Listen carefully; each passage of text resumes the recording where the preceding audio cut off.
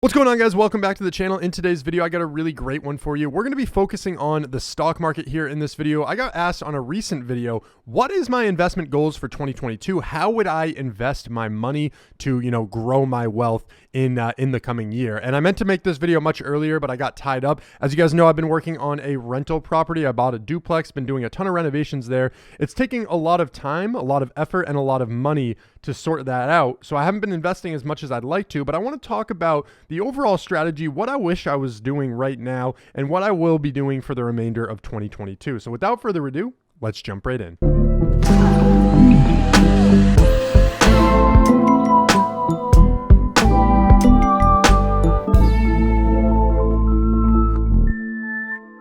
All right, now listen, if you guys are brand new to this channel, you're just coming here for the first time, well, let me just say welcome. My name is Dalton. This is Dealits TV, and on this channel, we talk about all things personal finance and investing related. Now, here in 2022, I am on the path to reach 100,000 subscribers. I'd love to hit that mark, so if you guys could jump down and click that subscribe button, turn on the bell notification. You're not going to want to miss the videos that I have coming out.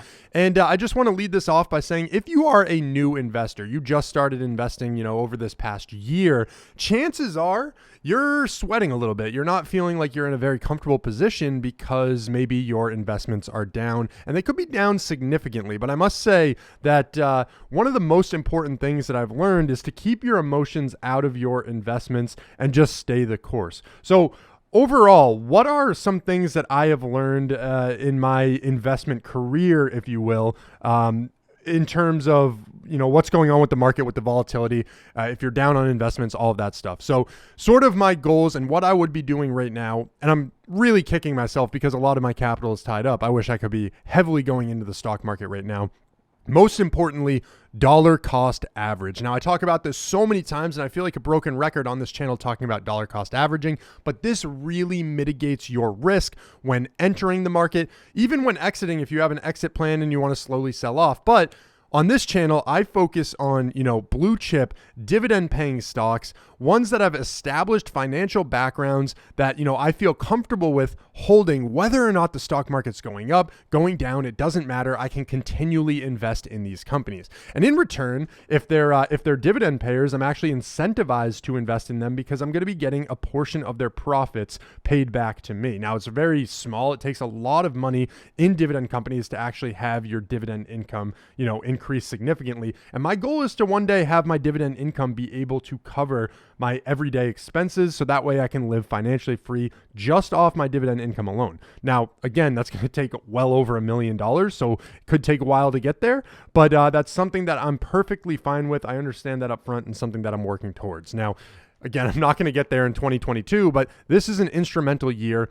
Depending on what happens with the market, that could really get me there. So again, dollar cost averaging is so important because as the stock market's going down, it doesn't really matter. If you can continually invest, continually put in more money, the average price that you're paying is going to drop down. So that way, when the stock market eventually turns around, you're going to be making some pretty serious dough off of the market. And, at face value, you shouldn't be investing money that you can't afford to lose. So any of the money that you should be throwing into the stock market should just be, extra that you're not needing to live off of every single day in the near term, right? So all of the money that I have tied up in the stock market, I'm hoping that I never have to sell and that I can reap the benefits of it later on. But that's sort of where I'm at. So 2022, as we've seen at the beginning, the stock market has seemingly tanked. It's gone down a bunch, and who knows when it's going to bounce? Who knows when it's going to stop going down? It literally could go up by 5% tomorrow. It could go down by 5% tomorrow. Nobody actually knows. So if anybody is out there telling you, hey, this is what's happening to the stock market, or I can guarantee this is what's going to happen, well, just run away because they are crazy. They're out of their mind, and you will probably end up losing a lot of money from that. But dollar cost averaging is the first thing. Number two, what way would I invest? A lot of people come to this channel and they expect me to just tell them, hey, you need to invest in this stock, this company. Well, I'm going to give you what I would do. Obviously, you guys have to do your own research. Don't just blindly copy anybody on the internet. It's not going to work out well for you. And you want to make sure that you're doing your own research. Again, I'm not a financial advisor. You should be doing your own research here. But let me share with you guys what my play would be for 2022, especially seeing that the market is dipping so much early on. So what I'm going to do for you here is open up the Robinhood investing application. Now, I opened straight to VTI, Vanguard's Total Stock Market ETF. This is where I actually put most of my investments. On my channel, I like picking individual investments sort of to formulate my very own ETF, but this is the one that I use for my Roth IRA. This is the one that I would target if I was trying to get more knowledge and just starting investing for the first time. Now, Vanguard's Total Stock Market ETF, it traces the overall market, and you can see that over the past day, it's up 1.5%, but let's take a look at the week, down 2.9, over the past month, down 7.5, and then over the past 3 months, down 5.75%. Now, in my own individual investments, I try and actually outpace the market. I try and actually beat this ETF. So if you go to my total portfolio, you look at the past week, I'm actually down 2.92%. Over the past month, down around 5%, and I'm beating it. I'm up 1.78% over the past 3 months. So that's always something good to keep in mind here. But going back into VTI, just to go over and cover some of the things that I want to talk about with this is again where I would be dollar cost averaging, putting a lot of my money into over time, right? And so just looking at the chart over the past year, you can see there hasn't really been significant opportunities where it's dipped that you can put in more to maximize your dollars. Pretty much gone on an upward angle, an upward trend here. And we're finally at a point in time where it's dipping a pretty good amount towards the tail end, and it's a little bit off the screen. But this could be signifying of a good opportunity to buy. Now, I'm constantly putting more and more money into VTI. And if you look over the past 5 years, obviously there's been a steady and steep incline starting from March of 2020 after the old Roni crash of the stock market, where we've had a pretty significant return. Now, it's hard to tell where the market will be headed, if it's going to dip a lot more, but even just at a glance, looking at this stock chart, it looks like now could be a solid time to be getting into the market, or at least starting to put money there. So that way, when it does have a reversal or when it does continue to drop, you're still putting in more money, and then it will turn around eventually in the future. So I think this is going to be a huge year if the stock market continues to drop to dollar cost average into ETFs. Find some ETFs that resonate with you. There are ETFs for pretty much everything. There's ones that trace the stock market. There's environmentally conscious ETFs that you can invest in, where it goes after you could go after the energy sector and go for alternative energy versus fossil fuels, things like that. So there's a lot that it can that ETFs can offer, where you can really boost up your portfolio while not giving yourself the risk that individual stocks do, right? All your eggs being in one basket. That's not necessarily the case with ETFs, where it's spread out amongst several investments. And that sort of leads me into my next point that I want to make, which is diversification. Now, not just within the stock market.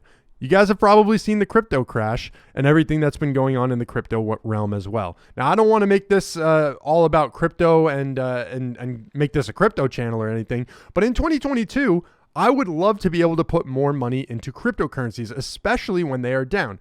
Bitcoin and Ethereum, in my mind, are no-brainers. I wish that I could just be cycling more and more money into them. And that's exactly what I'm going to do after my housing situation settles. I'm going to be setting a set amount of money that goes into cryptocurrency, that goes into Ethereum, that goes into Bitcoin, maybe, the Cardano, Solano, things like that. But those higher, the ones that really should have some future value, those are the ones that I'm going to be investing in. And I think that at this point, most people are understanding cryptocurrency is the future of finances. And so even investing in the stock market into crypto companies might be a viable option here for 2022. And I know I'm not giving you specific examples, but I feel like, this is enough to go off of, where you can start doing your own research and looking into different companies, as long as you're thinking along the same manner.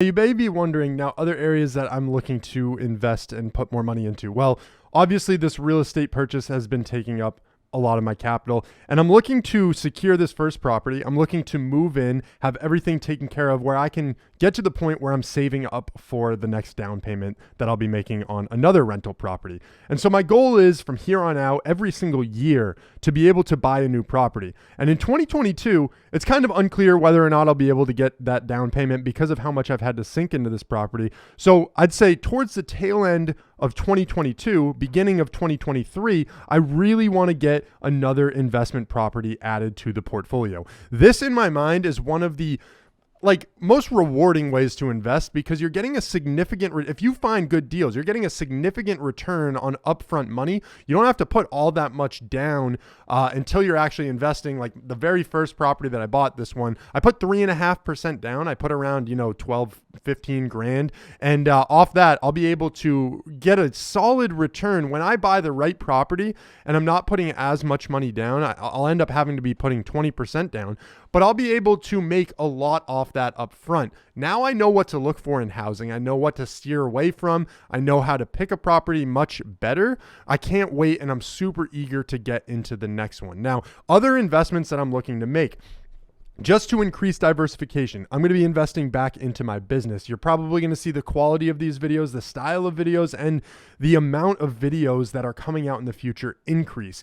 And so again, I urge you guys to stick around, subscribe, and obviously, anytime you guys want to chat about real estate, about stocks, anything of that nature, please go follow my Instagram account. Reach out to me at any point in time. I'm always around. I love having these conversations. And if you guys want to see anything in particular in terms of videos, if you want me to dive deep into different topics, share my mindset, my knowledge behind it, I would love to do that. So make sure you guys leave a comment down below.